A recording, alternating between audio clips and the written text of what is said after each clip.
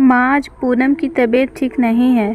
उसके सर में बहुत तेज दर्द हो रहा है, इसीलिए पूरे दिन से रेस्ट कर रही है। अब तुम ही बताओ, उसकी इतनी तबीयत खराब है तो वह आप लोगों के लिए खाना कैसे बनाएगी? अगर इतनी भूख लगी है तो आपने और पिताजी के लिए तुम खुद खाना बना लो। और वैसे भी तुम दोनों चार चार रोटियां खाते हैं। वह बेचारी ऐसी गर्मी में पसीना बहाकर तुम लोगों के लिए रोटियां बनाएगी तो उसका और सर दर्द हो जाएगा। मैं तो अपना जूस पी लूँगा। पत्नी को आवाज़ देते हुए कुंदन कहता है, डार्लिंग, तुम भी जूस पियोगी? नहीं, मुझे जूस नहीं पीना, मेरे लिए कॉफ़ी बना दो। जी डार्लिंग, अभी तुम्हारे लिए कॉफ़ी बना कर लाया। पूनम और कुंदन हॉल में चुपचाप बैठे हैं। कोई किसी से बात नहीं कर रहा है। घर में एक सन्नाटा सा छाया है, क्योंकि अभी कुछ देर पहले ही कुंदन की अपने घर पर माता पिता से बात हुई थी। पिताजी की तबीयत बहुत दिनों से ख़राब थी। माँ का फ़ोन आया था कि पापा को किसी बड़े शहर में अच्छे से डॉक्टर को दिखाने के लिए कहा है, इसीलिए हम दोनों तुम्हारे पास आ रहे हैं। अपने पास आने के शब्दों को सुनकर पूनम और कुंदन दोनों ऐसे शांत हो गए जैसे उनके ऊपर बिजली गिर पड़ी हो। वैसे पूनम और कुंदन को माता पिता को अपने पास आने से मना करना कोई इतना मुश्किल काम नहीं था, लेकिन क्या करें, अभी 1 महीने पहले ही दोनों ने अपना घर खरीदा है। घर को बनवाने में बहुत सारे पैसे खर्च हो गए थे। बाद में उसे अपने पिताजी से 3 लाख रुपए की ज़रूरत पड़ी थी। पिताजी ने 1 महीने पहले ही उसे 3 लाख रुपए दिए थे। अब इतने सारे पैसे लिए हैं तो वह अपने माता पिता को आने से मना भी नहीं कर पा रहा था। लेकिन उन्हें अच्छा बिल्कुल भी नहीं लग रहा, क्योंकि वह दोनों अपने पास बूढ़े माता पिता को नहीं बुलाना चाहते थे। पूनम तो साफ साफ कह देती थी कि तुम्हारे माता पिता हमारे स्टेटस के नहीं हैं, पूरे गांव के गंवार लगते हैं। मैं उनको अपने पास नहीं रखूँगी। 4 लोगों को बताने में भी शर्म आती है कि यह हमारे सास ससुर हैं। कुंदन कहता है कि पूनम, बुलाना तो मैं भी नहीं चाहता, लेकिन अभी मना करूँगा तो माँ को लगेगा कि कुछ दिन पहले हमने इतने सारे पैसे दिए और बेटा हमें कुछ दिनों के लिए इलाज के लिए भी नहीं बुला सकता। दूसरे दिन सुबह सुबह ही सरस्वती जी और उनके पति शिव नारायण जी अपने बेटे बहू के पास दिल्ली आ गए। दादा दादी को देखकर 5 साल का पोता भाग कर आया और अपनी दादी के गोदी में चढ़ गया। कभी दादा को गोदी में चढ़ता है तो कभी दादी की। उसे बहुत अच्छा लग रहा था। तभी रसोई से निकलकर पूनम भी आई और फॉर्मेलिटी के लिए सास ससुर के पैर छूकर रसोई में वापस चली गई। बेटा भी ऑफिस जाने के लिए तैयार था। उसने भी पैर छुए और कहा कि पिताजी, अब आप आ गए हैं, चाय नाश्ता करिए, मेरे ऑफिस का समय हो रहा है, मैं चलता हूँ। इतना कहकर वह भी निकल गया। रसोई में खड़ी हुई थी पूनम सास ससुर को चाय देकर कमरे में जाकर बैठ गई। किसी से कोई बात नहीं की। सरस्वती जी बेटे बहू के घर में पहली बार आई थी, इसीलिए उन्हें यह भी नहीं पता था कि उन्हें किस कमरे में ठहरना है और कहाँ पर वॉशरूम वगैरह है। पोते से कहती है, बेटा वॉशरूम कहाँ है, मुझे नहाना है। 5 साल का पोता चिक्कू दादी के वॉशरूम बता देता है। नहाकर दोनों पति पत्नी सोफे पर आकर बैठ गए। उनका सामान भी हॉल में ही रखा हुआ है। उन्हें पता ही नहीं है कि सामान कहाँ रखना है। सुबह सुबह ही बहू बेटे के घर आ गए थे। बहू ने चाय के साथ 2 बिस्किट दिए थे। अब दोपहर के 12 बज रहे थे। बहू अभी तक अपने कमरे से नहीं निकली। सरस्वती जी बहू के कमरे में जाती है। बहू से फ़ोन चला रही थी। पूनम, जब से मैं आई हूँ देख रही हूँ कि तुमने मुझसे बात भी नहीं की। मैं अकेले हॉल में बैठी हूँ, आकर मुझसे बात तो कर लो। इतने दिनों बाद आई हूँ और तुम्हारे पिताजी के खाने का समय हो गया है, उन्हें दवाइयाँ भी देनी है, खाना जल्दी से बना लो। माँ जी, बिना पूछे मेरे कमरे में आ गई हो, एक बार पूछ कर आना चाहिए था। अभी रुको, मैं उधर बाहर ही आ रही हूँ। और हमारे इधर इतना जल्दी कोई भी खाना नहीं खाता है। हम लोग 2 बजे खाना खाते हैं, अभी 12 ही तो बजे हैं। और वैसे भी हम दोनों अभी डाइटिंग कर रहे हैं, तो रोटी चावल खाते ही नहीं हैं, कुछ हल्का फुल्का खाते हैं। फिर धीरे से बड़बड़ाती है, अब इन दोनों के लिए मुझे रसोई की ऐसी गर्मी में रोटियां सेकनी पड़ेगी। बहू तुम कुछ कह रही हो, मुझे सुनाई नहीं दिया, ज़रा तेज़ कहो। कुछ नहीं माँ जी, तुम बाहर जाओ, मैं आती हूँ। बहू की बात सुनकर सरस्वती जी को बड़ा बुरा लगा कि बहू के कमरे में आने के लिए मुझे उनसे पूछना पड़ेगा। बहू से कुछ नहीं कहती, चुपचाप से वापस सोफे पर आकर बैठ जाती है। रास्ते में खाने के लिए मठरी और खस्ता बनाकर लाई थी, वही अपने पति को खाने के लिए दे देती है और उसके बाद दवाई खिला देती है। 1 घंटे बाद बहू कमरे से बाहर आई और रसोई में जाकर मूंग की दाल चढ़ा दी, साथ में आटा लगाकर रोटियां सेकने लगी। थाली में मूंग की दाल और 1 रोटी रखकर ससुर जी को दे दिया। रोटियां बहुत छोटी छोटी थी और बहू एक एक करके रोटियां दे रही थी। अब शिवनारायण जी और सरस्वती जी ठहरे गांव के आदमी, वहां पर उनकी मेहनत भी ज़्यादा होती है, काम भी ज़्यादा होते हैं, तो वह रोटियां भी 4 या 6 खाते हैं। और फिर रोटियां छोटी छोटी थी। शिवनारायण जी बहू के हाथ की 6 रोटियां खा गए और जब सरस्वती जी के खाना खाने की बारी आई तो वह भी 4 रोटियां खा गई। बहू को जब रसोई में 4 रोटियां बनानी पड़ी तो वह चिड़चिड़ा गई, क्योंकि उसे रोटियां बनाने में बहुत आलस आता है और उसके सास ससुर तो चावल भी नहीं खाते। अपने लिए तो उसे खाना बनाना नहीं था, सास ससुर के लिए ऐसी गर्मी में रसोई में खाना बनाना उससे बहुत भारी पड़ रहा था। बहुत चिड़चिड़ा रही थी। सबके खाना खा लेने के बाद पूनम हॉल में आकर चिड़चिड़ाते हुए कहती है, अब उठाओ इधर से अपना सामान। 3 बजे मेरे बेटे के सर उसकी ट्यूशन पढ़ाने के लिए आते हैं और उसको इधर सोफे पर हॉल में बैठकर ही पढ़ाते हैं। अब इधर तुम्हारा इतना सारा सामान फैला रहेगा तो वह बच्चे को कैसे पढ़ाएंगे? और पूरा घर कितना गंदा लग रहा है। तुम लोगों के आने से सारा घर फैल गया। माँ जी, यह छोटे छोटे थैली उठाकर मेरे साथ चलो। और पूनम सास को एक ऐसे कमरे में ले गई जहाँ पहले से ही बहुत सारा सामान भरा हुआ था। ज़मीन पर एक गद्दा पड़ा हुआ था। माँ जी, इसी कमरे में अपना सामान रख लीजिए, इसी में आपको रहना है। सरस्वती जी चारों तरफ नज़रें फैलाती है। पूरे कमरे में घर की बची हुई चीज़ रखी थी। अभी नया घर बना है तो कुछ लकड़ी के टुकड़े, बड़े बड़े कांच, पेंट के डब्बे सभी इस कमरे में रखे हैं। नीचे गद्दा पड़ा है। बहू को एक और कमरा नहीं है, इस कमरे में तो हम ठीक से लेट भी नहीं पाएंगे। चारों तरफ सामान भरा हुआ है और कितनी ज़्यादा पेंट की बदबू आ रही है। माँ जी, घर में 3 ही कमरे हैं, एक मेरा है, एक मेरे बच्चे का है और एक कमरा यह है जो मैंने आप लोगों को दिया है। इसके अलावा घर में कोई भी कमरा खाली नहीं है। इतना कहकर कमरे में चली गई। सरस्वती जी कमरे में अपना सामान रख लेती हैं, पति का हाथ पकड़कर ले जाती हैं। दवाई खाने की वजह से शिवनारायण जी को नींद आ गई और वह सो गए। सरस्वती जी भी उसी कमरे में बैठ गई।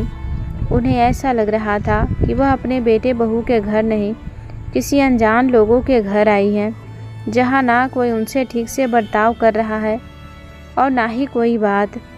बेटा तो पहले ही ऑफिस चला गया, बहू का व्यवहार तो उन्हें वैसे ही पसंद नहीं आ रहा था। एक पोता था जिसकी वजह से थोड़ा बहुत मन लग रहा था, लेकिन बहू ने उसको भी खींचकर ज़बरदस्ती इस कमरे में सुला दिया। घर का कोना पर उन्हें काट रहा था। थोड़ी देर में सरस्वती जी रसोई में पानी लेने के लिए गई तो देखा कमरे में बहू अपनी माँ से बात कर रही है।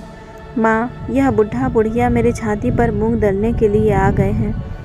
मुझे तो बिल्कुल भी पसंद नहीं आ रहा था इन लोगों को अपने पास बुलाना।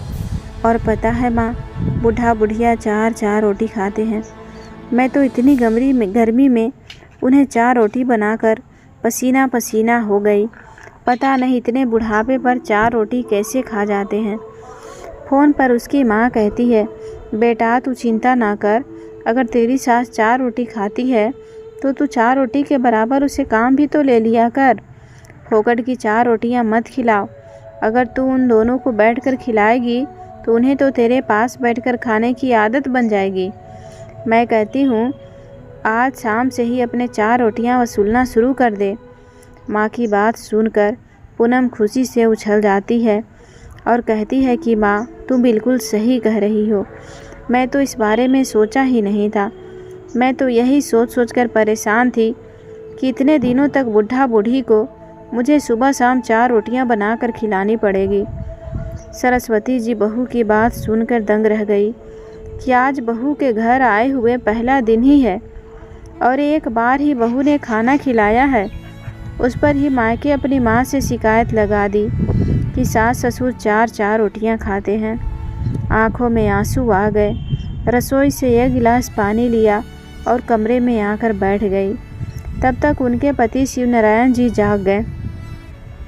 पत्नी की आंखों में आंसू देखे तो पूछा कि क्या हुआ भाग्यवान, तुम्हारी आंखों में आंसू क्यों हैं?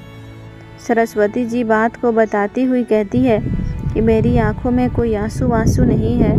मैं तो बस रसोई में पानी पीने गई थी, क्योंकि पता था अगर अपने पति को बहू की सच्चाई बता दी तो वह अभी के अभी गांव वापस चले जाएंगे और फिर उनके इलाज का क्या होगा। वह तो अपने पति का इलाज करने के लिए बहू बेटे के पास आई हैं। भले ही बहू बेटे अब कुछ भी कहे, लेकिन मैं अपने पति का पूरा इलाज कराकर ही जाऊंगी। जैसे ही रात का खाना बनाने का समय आया, पूनम अपनी सास से कहती है कि माँ जी ज़रा रसोई में आटा लगा दीजिए और फ्रिज से लौकी निकाल कर रखी है उसको भी धुल कर अच्छे से काट दीजिए। तब तक मैं भगवान की संध्या आरती करके आती हूँ। सरस्वती जी समझ जाती है कि बहू ने उनसे 4 रोटी वसूलनी शुरू कर दी है। पति का इलाज के खातिर सरस्वती जी चुपचाप से रसोई में जाकर आटा लगा देती है और सब्जी काट देती है। जब बहू रोटियां बनाने लगती है तो वह बहू से कहती है कि बहू मेरा रात को खाना खाने का मन नहीं है, मैं रोटियां नहीं खाऊंगी। तुम बस अपने ससुर जी के लिए ही 4 रोटियां सेकना, मेरे लिए नहीं। सरस्वती जी की बात सुनकर पूनम खुश हो गई कि चलो अच्छा है, बुढ़िया रात का खाना नहीं खाएगी तो मुझे 4 रोटियां नहीं सेकनी पड़ेगी। रात तक बेटा भी ऑफिस से आ गया। सभी लोग खाना खा लेने के बाद अपने अपने कमरे में जाने लगे तो सरस्वती जी कहती है बेटा सुबह ही तुम्हारे पिताजी को अस्पताल लेकर चलना है, तुम कल की छुट्टी ले लेना। तुम्हें तो पता है एम्स जैसे अस्पताल में दिखाने में पूरा दिन लग जाता है, बहुत भीड़ होती है। पहले भी एक बार मैं गई थी, सुबह से रात हो गई थी। पूनम अपने पति की तरफ हंसते हुए कहती है तुम्हारी माँ तुम्हें ज्ञान दे रही है, ऐसा लग रहा है कि वही सब कुछ जानती हो, तुम्हें कुछ ना आता हो। पूनम की बात सुनकर कुंदन चिड़चिड़ाता हुआ कहता है कि माँ मुझे मत समझाओ, मुझे सब पता है, जाओ अपने कमरे में समय से जाकर सो जाओ। सरस्वती जी कमरे में जाकर लेट गई, लेकिन रात का खाना ना खाने की वजह से उन्हें भूख लग रही थी। अपने छोटे से झोले से वह मठरी और लड्डू निकालती है और खाने लगती है। शिवनारायण जी कहते हैं कि तुम इतनी रात को क्या खा रही हो? अगर तुम्हें भूख लगी थी तो खाना खाने से मना क्यों किया? नहीं जी, उस समय मेरा खाना खाने का मन नहीं था, पेट पूरा भरा लग रहा था, लेकिन अब जब रात के 12 बज गए तो मुझे भूख लगी, इसीलिए सोचा कुछ खा कर सोऊंगी, नहीं तो नींद नहीं आएगी। तुम सो जाओ, मैं अब शोर नहीं करूंगी। कुछ खाने के बाद ही सरस्वती जी को नींद आई। शिवनारायण जी अपनी बहू के व्यवहार से अनजान थे। वह सुबह उठकर बहू से कहते हैं कि बहू अस्पताल ले जाने के लिए पूरी और आलू की सूखी सब्जी बना देना और थोड़ी ज़्यादा सी बना देना, क्योंकि पूरा दिन लग जाता है। घर से कुछ खाने पीने का ले जाएंगे तो ठीक रहेगा, बाहर के खाने से तो अच्छा ही है। पूनम कुंदन की तरफ मुंह बनाती हुई कहती है आप इतनी सुबह सुबह उनके लिए पूरी सब्जी कौन बनाएगा? मुझसे इतनी गर्मी में पूरी सब्जी नहीं बनेगी, तुम ही संभालो अपने पिताजी को। कुंदन कहता है कि क्या पिताजी, तुम भी पूरी सब्जी की बात कर रहे हो? तबीयत तो पहले से ही ठीक नहीं है, पूरी सब्जी खाओगे तो और ख़राब हो जाएगी। अस्पताल में खाने के लिए सब मिलता है, उधर कुछ खरीद लेना और कुछ खा लेना। बेटे की बात सुनकर शिव नारायण जी उसका मुंह देखते रह जाते हैं कि ऐसा भी क्या कह दिया है जो बेटा इतनी चिड़चिड़ा रहा है। सरस्वती जी कहती हैं कि कोई बात नहीं बेटा, अस्पताल में लेकर ही खा लेंगे, तुम घर पर कुछ मत बनाओ। दोनों लोग घर से बिना कुछ खाए ही अस्पताल के लिए निकल गए। जाकर सीधा पर्चा वाले लाइन में लग गए। पूरे 2 घंटे लगे पर्चा बनाने में। सुबह के 9 बज गए। गांव में तो वह 7 बजे ही नाश्ता कर लेते थे। भूख के मारे पेट कुलबुला रहा था। बेटा भी पता नहीं फ़ोन पर किससे बात करते हुए कहाँ चला गया। तभी सरस्वती जी देखती हैं कि अस्पताल के बाहर ही एक फल का ठेला है। वह उधर से कुछ केला खरीद कर लाती हैं और पति को खाने के लिए देती हैं। खुद भी केला खा लेती हैं। अस्पताल में दिखाने में पूरा दिन निकल गया। डॉक्टर ने बताया कि शिवनारायण जी के पेट में पथरी है जिनका ऑपरेशन करना पड़ेगा। 2 दिन बाद डॉक्टर ऑपरेशन के लिए कहते हैं। शाम को जब वह दोनों वापस आए तो बहुत ज़ोरों की भूख लगी थी। किसी तरह से केला खाकर अपना पूरा दिन निकाला था। सोचा था घर आकर उन्हें खाना मिलेगा, लेकिन यह क्या, इधर तो बहू ने खाना ही नहीं बनाया। सरस्वती जी रसोई में पति के लिए खाना परोसने के लिए गई तो रसोई में कुछ बना ही नहीं था। हॉल में बैठे हुए बेटे से कहती है कि बेटा, बहू ने आज खाने में कुछ नहीं बनाया, तुम्हारे पिताजी को बहुत तेज़ भूख लग रही है। झलाते हुए कुंदन कहता है कि माँ, आज पूनम की तबीयत ठीक नहीं थी, उसके सर में बहुत तेज़ दर्द हो रहा था, इसीलिए पूरे दिन से रेस्ट कर रही है। अब तुम ही बताओ, उसकी इतनी तबीयत खराब है तो वह तुम लोगों के लिए खाना कैसे बनाएगी। अगर इतनी भूख लगी है तो अपने और पिताजी के लिए तुम खुद ही खाना बना लो। और वैसे भी तुम दोनों 4-4 रोटियां खाते हो। अब बेचारी ऐसी गर्मी में पसीना बहाकर तुम लोगों के लिए रोटियां बनाएगी तो उसका और सर दर्द होने लगेगा। मैं तो अपना जूस पी लूँगा, खाना नहीं खाऊँगा। पत्नी को आवाज़ देते हुए कुंदन कहता है, डार्लिंग, तुम्हारे लिए भी जूस ले आऊँ? नहीं जी, मैं जूस नहीं पीऊँगी, मेरे लिए कॉफ़ी बना देना। हाँ डार्लिंग, अभी बना कर लाया। कुंदन की बात सुनकर शिवनारायण जी को बहुत गुस्सा आया। वह बेटे से कुछ कहने को होते हैं कि तभी सरस्वती जी हाथ पकड़ लेती है। छोड़ो, हम जिस काम से आए हैं वह काम करते हैं, बाकी कौन सा हमें इधर रुकना है। पूरे दिन से थके हारे होने के बावजूद भी सरस्वती जी रसोई में अपने और पति के लिए खाना बनाती है। अपने लिए वह सिर्फ 2 रोटियां ही बनाती है। बेटे बहू की बातों और व्यवहार से दोनों ही बहुत आहत हो चुके थे। शिवनारायण जी कहते हैं कि भाग्यवान, मुझे बहू बेटे का व्यवहार कुछ ठीक नहीं लग रहा है। क्या बहू हमारे लिए खाना बनाकर नहीं रख सकती थी? तुम दिन भर से अस्पताल में व्यस्त थी और आकर खाना बनाया है। मैं देख रहा हूँ, जब से आई हो बहुत कम खाना खा रही हो। नहीं, ऐसी कोई बात नहीं है जी। शहरों में घर छोटे छोटे होते हैं, इतना चलना फिरना नहीं होता तो खाना पचता ही नहीं है, इसीलिए कम खा रही हूँ, और कोई वजह नहीं है। बेटे बहू के व्यवहार को दोनों पति पत्नी अच्छी तरह से समझ रहे थे। सरस्वती जी सिर्फ अपने पति के इलाज के खातिर चुप थी। 2 दिनों बाद पति का बहुत अच्छी तरह से ऑपरेशन हो जाता है और उनके 3 दिनों बाद उन्हें अस्पताल से छुट्टी भी मिल गई। इन 4-5 दिनों में सरस्वती जी को बहू बेटे का रवैया समझ में आ गया था कि बहू खाना बनाने में बहुत ही कामचोर है। उसे रसोई में काम करना बिल्कुल पसंद नहीं है और हम दोनों का खाना भी बहू बेटे दोनों को ही खटकता है। इसीलिए बहू बेटे की रवैया को देखकर सरस्वती जी ने भी खाने पीने का रास्ता निकाल लिया। अब वह जब भी अस्पताल दिखाने जाती हैं तो झोले भर फल लेकर आती हैं और वही खाती, ना तो खाने के लिए बहू से कहती और ना ही अब खुद बनाती।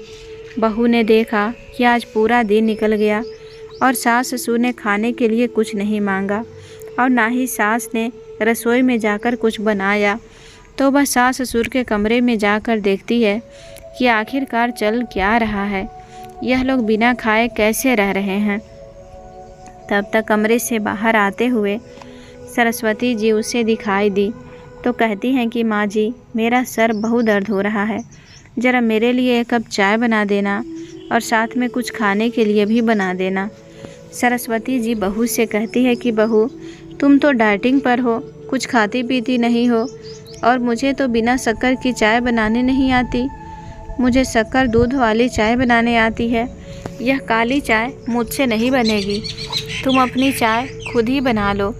सास का जवाब सुनकर पूनम तिलमिला गई और सीधा सास के कमरे में आ धमकी कि बहू ने सास ससुर के कमरे में जैसे फल रखे हुए देख लिए तो हंगामा मचा दिया कि तुम्हारे माँ बाप तो फलों पर जिंदा है, कितना खर्चा करते हैं, खाली फल खाते हैं।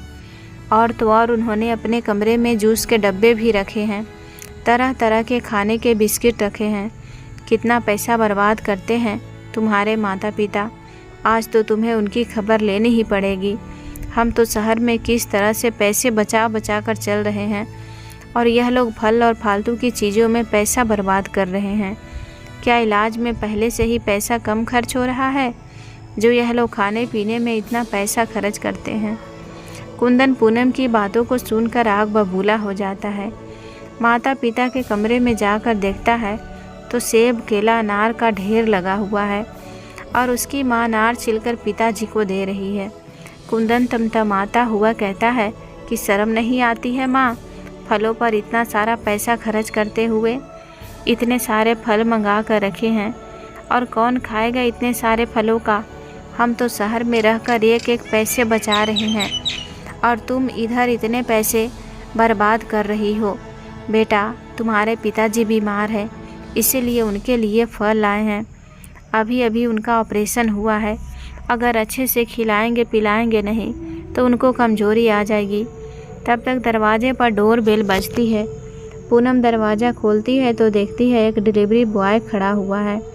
वह कहता है कि इस घर में शिवनारायण जी ने खाना मंगवाया है। क्या उन दोनों ने खाना मंगवाया है? खाने को देखकर पूनम आग बबूला हो जाती है। चिल्लाकर कुंदन को आवाज़ देती है, देखो कुंदन, तुम्हारे माता पिता कितना पैसा बर्बाद कर रहे हैं। अब तो बुढ़ा बूढ़ी बाहर से खाना भी मंगवाने लगे। कुंदन डिलीवरी बॉय के हाथ से खाना लेकर माता पिता के कमरे में गया और तमतमाता हुआ कहता है, यह क्या है माँ, तुम घर में खाना नहीं बना सकती थी जो बाहर के खाना मंगा रही हो। शिवनारायण जी उठकर बेटे के गाल पर एक थप्पड़ लगाते हैं और कान खींचते हुए कहते हैं, ये कुछ तो शर्म कर ले बेटा। तेरी बीबी 4 रोटी खिलाती है तो तुम लोगों को वह कहती है कि हम लोगों को 4 रोटियां भी तुम लोगों को खिलाई नहीं जाती। और आज जब हम अपने पैसों से बाहर से खाना मंगाकर अपना पेट भर रहे हैं तो तुम्हें उसमें भी तकलीफ़ हो रही है। तुम्हें तो शर्म आनी चाहिए कि बहू बेटे के घर में होते हुए भी मुझे बाहर से खाना मंगवाना पड़ रहा है। लेकिन तुम्हें शर्म कैसी आएगी? तुमने तो बेशर्मों का चोला ओढ़ रखा है। अपने फल के लिए और खाने के लिए मैं तुमसे पैसे नहीं मांगे हैं। पहले तुम अपनी बीवी से 4 रोटी बनवाना तो सीख लो, तब मेरे ऊपर उंगली उठाने की सोचना कि कितना पैसा खर्च कर रहे हो। लानत है ऐसे बेटे बहू पर जो अपने सास ससुर को 4-4 रोटियां भी नहीं खिला सकते हैं।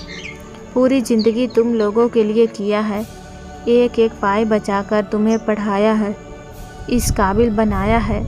आज भी गांव में रहकर अपना कमाता हूँ, अपना खाता हूँ, तुमसे नहीं मांगता हूँ और तुम मुझसे कह रहे हो कि मैं फालतू का पैसा खर्च करता हूँ।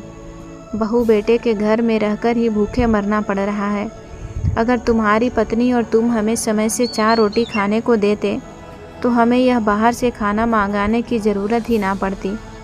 भाग्यवान, अपना सारा सामान बैग में भर लो। अब हम इन दोनों के घर एक पल भी नहीं रुकेंगे। हम किसी होटल में रुक जाएंगे, धर्मशाला में रुक जाएंगे, लेकिन बहू बेटे के घर नहीं रुकेंगे। पता नहीं क्या संस्कार लेकर आई है तुम्हारी पत्नी अपने मायके से, जो सास ससुर की 4 रोटी भी बना कर नहीं खिला सकती है। भगवान ना करे कल को तुम्हारा बेटा भी तुम्हारे साथ ऐसा ही व्यवहार करे तो तुम्हें कैसा लगेगा? तुम अपने बहू बेटे के घर जाओ और वह तुम्हें खाने के लिए भरपेट खाना भी ना दे तो तुम्हें कैसा लगेगा? सरस्वती जी बैग में सारा सामान पैक कर लेती है। सरस्वती जी भी अपने बहू बेटे के व्यवहार से बहुत ज़्यादा आहत थी। जाने से पहले वह बहू बेटे से कहती है कि इस घर को खरीदने में तुम्हारे पिताजी ने 3 लाख रुपए दिए थे। वह सारे पैसे मुझे वापस चाहिए, क्योंकि तुम्हारे पिताजी के इलाज में बहुत सारे पैसे खर्च हो गए हैं। अब हम तुम्हें अपने पैसे नहीं दे सकते हैं। 1 हफ्ते के अंदर मेरे पैसे वापस कर देना। अगर मेरे पैसे वापस नहीं किया तो हमारे पास और भी तरीके हैं अपने पैसे निकलवाने के। अब हम तुम्हारे पास अपना 1 पैसा भी नहीं छोड़ सकते। तुम्हारे जैसे कंजूस और कामचोर बहू बेटे भगवान किसी को ना दे। हम अपने गांव में ही अच्छे हैं। इतना कहकर सामान उठाकर बहू बेटे के मुंह पर दरवाज़ा फटाक से बंद कर देते हैं और दोनों पति पत्नी स्टेशन के लिए निकल जाते हैं। तो दोस्तों, क्या बच्चों के लिए माता पिता की बुढ़ापे पर 4 रोटियां इतनी भारी पड़ती है कि वह उन्हें नहीं खिला सके? जो माता पिता अपने बच्चों के लिए सर्वस्व निछावर कर देते हैं, उनको माता पिता की 4 रोटियां क्यों अखरती है? अगर बहू बेटे इस तरह के हैं तो माता पिता को भी कठोर निर्णय लेने की आवश्यकता है। सरस्वती जी और शिव नारायण जी किस तरह अपनी ज़िंदगी का और बुढ़ापे का फैसला करने की ज़रूरत है। दोस्तों, कहानी कैसी लगी अपनी राय हमें कमेंट बॉक्स में ज़रूर बताइएगा। अगर कहानी अच्छी लगी हो तो वीडियो को लाइक, चैनल पर पहली बार आए हैं तो सब्सक्राइब करके बेल आइकन घंटी दबा लीजिएगा, ताकि मेरी आने वाली हर वीडियो का नोटिफिकेशन मिलता रहे। धन्यवाद।